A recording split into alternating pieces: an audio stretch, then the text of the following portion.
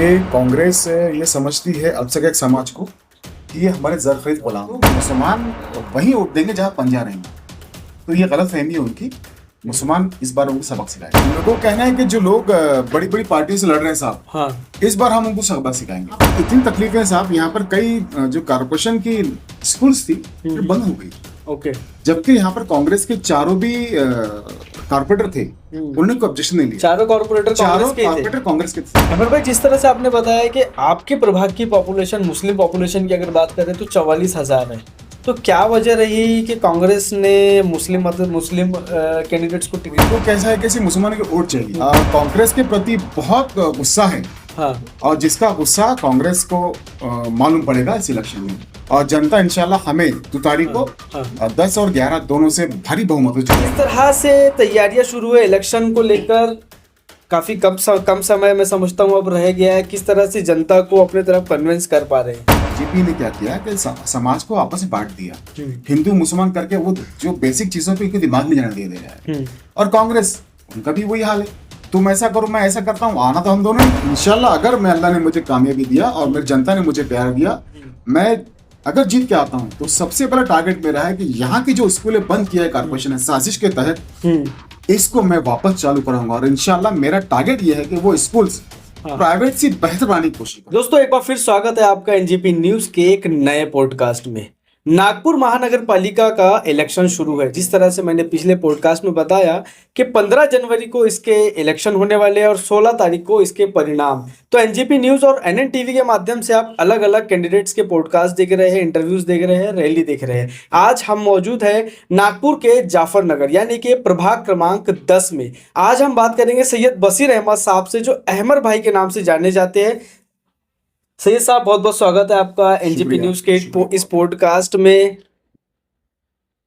किस तरह से तैयारियां शुरू है इलेक्शन को लेकर? काफी कम समय में समझता हूँ अब रह गया है। किस तरह से जनता को अपने तरफ कन्विंस कर पा रहे हैं? देखिए, मेरा नाम सैयद बशीर अहमद है और मुझे सैयद अहमर के नाम से लोग जानते हैं जी। और मैं राष्ट्रवादी कांग्रेस पार्टी शरद चंद्र पवार साहब के पश्चिम नागपुर का अध्यक्ष हूँ जी। पिछले 6 महीने पहले सम्माननीय अनिल देशमुख साहब ने मुझे पश्चिम का अध्यक्ष बनाया था। और आज मुझे जो टिकट दी गई साहब, आपको एक बार बता दूं जी कि कांग्रेस ने जो विकास ठाकरे साहब जो आमदार है यहाँ पर, हाँ, उन्होंने प्रभाग 10-11 में, जबकि यहाँ पर पश्चिम में 44,000 मुसलमान है अप्रोक्सीमेटली, तो वहां पर 2 कैंडिडेट देने की उन्होंने वो नहीं किया, हिम्मत नहीं की। क्योंकि इनको कैसा है कि मुसलमानों की वोट चाहिए और वोट चाहिए। जैसे अनिल देशमुख साहब को मालूम पड़ा साहब को कि एक भी मुसलमान को टिकट नहीं दे रही है, और जिसको टिकट दिया उसे गिटगिदान से उठा के यहाँ पर एक्सपोर्ट किया उन्होंने। अच्छा, हाँ, जिसका जाफरनगर में काफी विरोध है। तो साहब ने मुझे फोन किया कि अहमद एक काम करिए, हम ये युति वैसे भी हो नहीं रही है और 10-11 में हम डिमांड की थी कि 2 टिकट दो, हमको नहीं दिया। तो बोले साहब मैं मुसलमानों को टिकट दूंगा। आज मुझे जो टिकट दिया, सम्मान्य अनिल देशमुख साहब ने मुझे भी टिकट दिया, और यहाँ पर पश्चिम 10-11 से 4 टिकट दिया साहब। 11 से 2 टिकट दिया, जिसमें गौस भाई लड़ रहे हैं, गौसुद्दीन साहब लड़ रहे हैं, और एक और जो है सैयद साहब जो है, सैयद फजलुल्लाह साहब जी, जो पहले लड़ चुके हैं, उनकी वाइफ लड़ रही है। जी हाँ, 2 बार लड़ चुके हैं। इंशाल्लाह अल्लाह चाहे तो इस बार कामयाबी उनकी भी होंगी। और चूंकि मुझे पश्चिम का जिम्मेदार दी गई, तो वो पश्चिम के जितने भी लोग लड़ रहे हैं राष्ट्रवादी कांग्रेस के तुतारी निशान पर, उन तमाम की जिम्मेदारी मुझ पर है। तो और मेरे साथ में 3 कैंडिडेट्स और हैं, जिसमें से एक बनकर मैडम है और दूसरी परवीन मैडम करके हैं ओबीसी में। बनकर जो है वो एससी कैटेगरी में है, और पेंदाम साहब करके जो हैं वो एससी कैटेगरी में लड़ रहे हैं। और वो सतीश पेंदाम साहब जो मशहूर शख्सियत हैं आदिवासी इसमें, और वैसे भी बहुत अच्छे ओरेटर भी हैं वो, उनके छोटे भाई हैं। और मैं ओपन में लड़ रहा हूँ, हाँ, और मैं सब पूरी टीम लेकर इंशाल्लाह लड़ रहा हूँ। काफी हम लोगों में उत्साह है। और मैं जो पब्लिक में पदयात्रा कर रहा हूँ, हाँ, हालांकि वक्त कम मिला जी, लेकिन जो मैं देख रहा हूँ लोगों के प्रति, हम लोगों के प्रति लोगों का, हाँ, लोगों का कहना है कि जो लोग बड़ी बड़ी पार्टियों से लड़ रहे हैं साहब, हाँ, इस बार हम उनको सबक सिखाएंगे। अच्छा, और खास तौर से अल्पसंख्यक समाज में कांग्रेस के प्रति बहुत गुस्सा है, हाँ, और जिसका गुस्सा कांग्रेस को मालूम पड़ेगा इस इलेक्शन में। और जनता इंशाल्लाह हमें 2 तारीख को 10 और 11 दोनों से भारी बहुमत से जिताएगी। आप आज लिख लीजिए, मेरे से सुन लीजिए। इंशाल्लाह 16 तारीख को हम लोग जश्न मनाएंगे इंशाल्लाह। अमर भाई, जिस तरह से आपने बताया कि आपके प्रभाग की पॉपुलेशन, मुस्लिम पॉपुलेशन की अगर बात करें तो 44,000 है, तो क्या वजह रही कि कांग्रेस ने मुस्लिम कैंडिडेट्स को टिकट नहीं दिया? क्या लगता है कुछ वजह है इसके पीछे? क्योंकि कामठी का इलेक्शन अभी हमने किया तो काफी आरोप कांग्रेस नेताओं के ऊपर वहां पर भी लगे। जी, वो असल में कैसा है कि कांग्रेस ये समझती है अल्पसंख्यक समाज को कि ये हमारे जरख्रीद गुलाम हैं, ओके। ये कहाँ जाएंगे? अगर हम लोग हमारा हक अगर नहीं जता पाएंगे हाँ। तो कांग्रेस ये समझेगी कि आज 44,000 हम लोग हमारी आबादी है, वोटर्स है हमारे, हाँ उसके बावजूद भी अगर कांग्रेस आपको टिकट नहीं देती, समझ जाइए आप। जी। इसी वजह से कांग्रेस हमको टिकट नहीं देती, क्योंकि मालूम है ये लोग पंजे को मारेंगे। मैंने तो किसी से सुना कि हाँ कांग्रेस के कुछ जो है लोग, नाम नहीं बताऊंगा मैं, उन्होंने कहा हाँ। कि भाई इससे पहले हमारे क्या नाम है उनका, बेग साहब लड़े हैं, तो उन्होंने 400 वोट लिया। अच्छा। तो मुसलमान वहीं वोट देंगे जहां पंजा रहेगा। तो ये गलत फहमी है उनकी। मुसलमान इस बार उनको सबक सिखाएगा। जी। तो किस तरह से प्रचार प्रसार शुरू है? इसके पहले मैं आपसे एक सवाल पूछना चाहूंगा कि आपका पास्ट क्या रहा पॉलिटिकल, जी अगर उसकी बात करें तो जनता को उसके बारे में क्या बताना चाहेंगे? साहब, जनता मुझे जानती है, जिस तरह से मैं जा रहा हूँ प्रभाग में, हम्म। तो मैं खुद हैरान हूँ कि मुझे जिस तरह से वो मिल रहा है, रिस्पांस मिल रहा है। जी। पिछले 25 साल से मैं यार इसमें हूँ, सोशल वर्क में हूँ। ओके। पहले मैं समाजवादी पार्टी में था, हाँ। उसके बाद में हम लोग 4 साल पहले राष्ट्रवादी कांग्रेस में शामिल हुए। ओके। और सम्मानीय मेरे नेता जो है, मेरे बड़े भाई जो है अफजल फारूक साहब के साथ जी में मैं पिछले जी। 25 साल से जुड़ा हूँ। उन्हीं के मेहनत से आज मैं यहाँ बड़ा हूँ। और मेरे साथ में शब्बीर अहमद विद्रोही साहब, ओके। और सबसे बड़ी बात यह है कि हमारे राष्ट्रीय अध्यक्ष शरद पवार साहब जो हैं, जी। उनका भी हमें सब पे बहुत आशीर्वाद है। ओके। और इंशाल्लाह मैं जनता को एक बात बताना चाहूंगा, बहुत अनकरीब हाँ। यहाँ पर अवस्थी नगर चौक पे या बुरगांव चौक पे सुप्रिया सुली मैडम भी आने वाली है। क्या जी। अहमद साहब, पिछली 2 बार में देखने में आया कि आपके प्रभाग में एक लंबे समय से कांग्रेस की सत्ता रही है, कांग्रेस ने यहाँ पर अपना जो है कब्जा जमा कर रखा हुआ है। जी।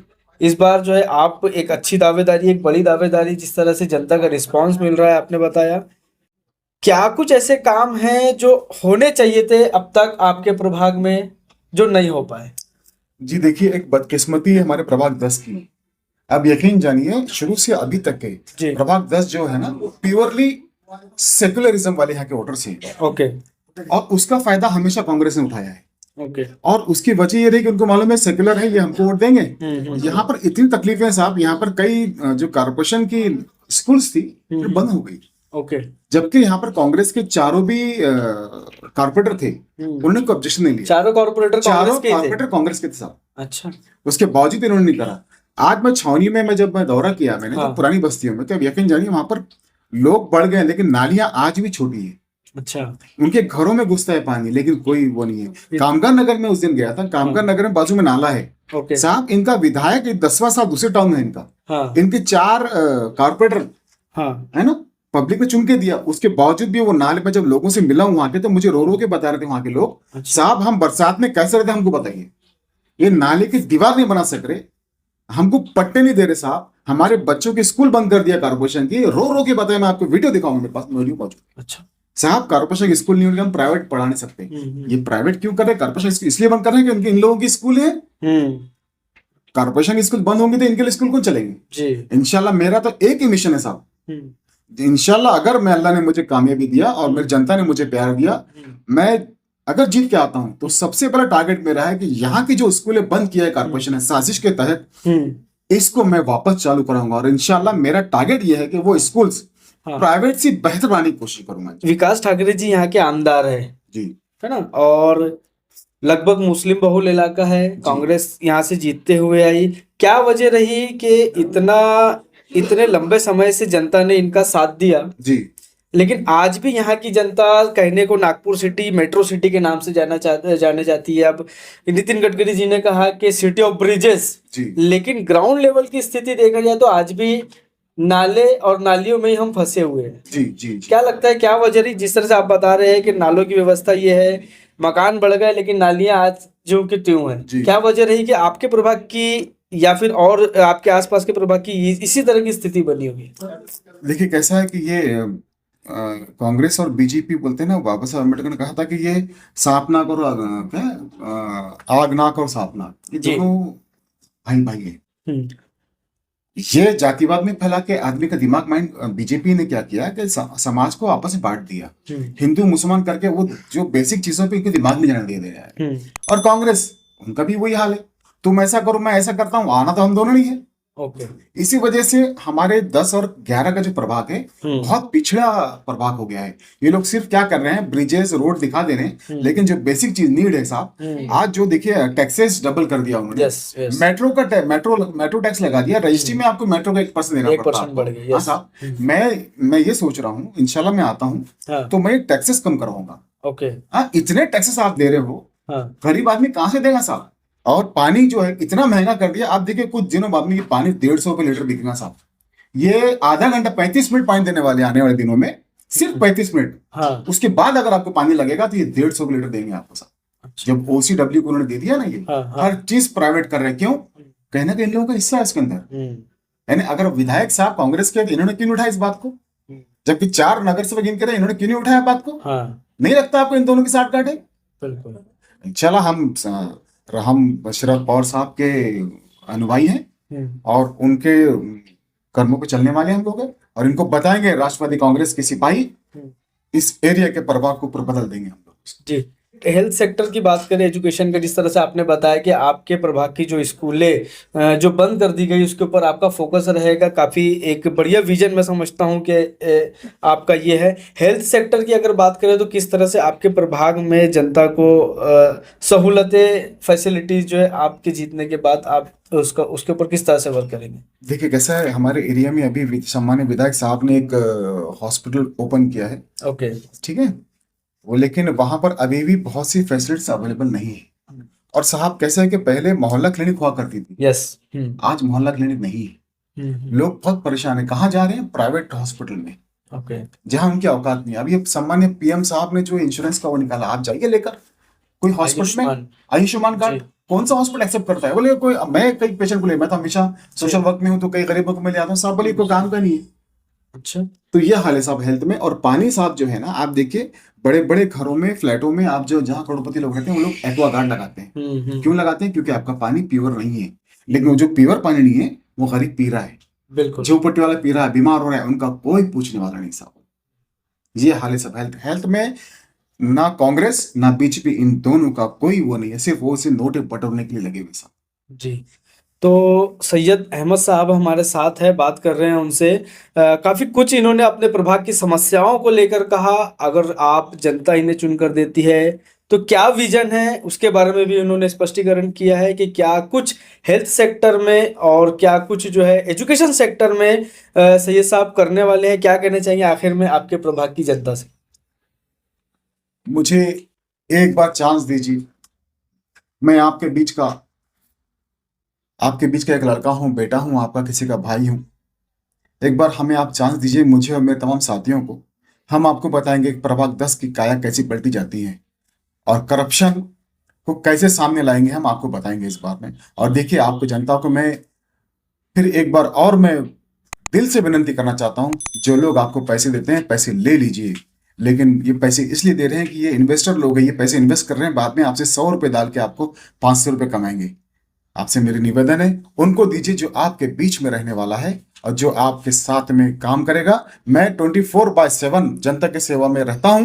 25 साल से मैं इस राजनीति में, इस सोशल वर्क में हूं, और आपको मैं कभी निराश नहीं करूंगा। जीत के अगर आता हूं तो मैं आपको निराश बिल्कुल नहीं करूंगा। मैं बाबा साहब अम्बेडकर के विचारों को पे चलने वाला हूं। सम्मानीय शरद चंद्र पवार साहब, इनका अनुयायी हूं। मैं चाहूंगा कि हम लोगों को चांस दीजिए और मेरे साथ, मैं जनता से विनती करता हूं कि मेरे साथ तुतारी पर राष्ट्रवादी कांग्रेस पार्टी, शरद चंद्र पवार और नागपुर परिवर्तन के समर्थक उम्मीदवार मेरे साथ बनकर मैडम है, ब में पेंदाम साहब है, सुजीत पेंदाम साहब है, और क में जो है OBC से परवीन मैडम है, और मैं ड में सैयद बशीर अहमद उर्फ अहमद ड में मैं आप, और मेरे 11 के प्रभाग में सैयद गौसुद्दीन साहब है, तुतारी पर हैं वो भी, और सैयदा मैडम जो है वो भी लेडीज में प्रभाग 11 में। और जितने भी मेरे पश्चिम नागपुर में मेरे हमारे तुतारी पर जो खड़े हैं, मैं जनता से विनती करता हूं कि इन तमाम को भारी बहुमतों से आप जिताएंगे और हमें एक बार चांस देंगे। आपने सबको चांस दिया, एक बार हमें चांस दीजिए और देखिएगा आप निराश नहीं होंगे साहब। चलिए, बहुत बहुत शुक्रिया हमसे बात करने के लिए। तो काफी कुछ चीजों पर बात हुई है। अब आपको, जनता को डिसाइड करना है कि आपका आने वाला नगर सेवक कौन होना चाहिए, कौन से पार्टी का होना चाहिए। लेकिन एक चीज मैं जरूर यहाँ कहना चाहूंगा, नगर सेवक वो होना चाहिए जो 24 घंटा आपकी सेवा में लगे रहे। अगर आप एक फोन कर रहे हैं तो तुरंत वो हाजिर हो जाए कि आपकी क्या समस्या है। इसे सोचकर वोट दीजिएगा। अब 16 तारीख को परिणाम है, देखते हैं जनता किसे चुनकर देती है। तो आगे के अपडेट्स के लिए बने रहिए एनजीपी न्यूज के साथ। बहुत बहुत शुक्रिया। अब हर स्टाइल पर सबका हक, गरीबी हटाओ कपड़ा बाजार लेकर आया है सभी तरह के मेंस वियर, एथनिक वियर और कस्टमाइज्ड ट्रेडिशनल आउटफिट्स। महिलाओं के लिए हर तरह की साड़ी, कुर्ती और वुमेन्स वियर का जबरदस्त कलेक्शन। शादी हो या फिर कोई फंक्शन, यहाँ मिलेगा हर मौके के लिए परफेक्ट कलेक्शन, वो भी कम दामों में और स्टाइलिश अंदाज में। और घर की खूबसूरती बढ़ाने के लिए पर्दे, बेडशीट, सोफा कवर्स, गद्दे हो या फिर कुछ और, अब सब मिलेगा एक ही छत के नीचे। तो आज ही आइए गरीबी हटाओ कपड़ा बाजार एनेक्स में। अपना मूड हल्का करे लेकिन अपना बटवा नहीं।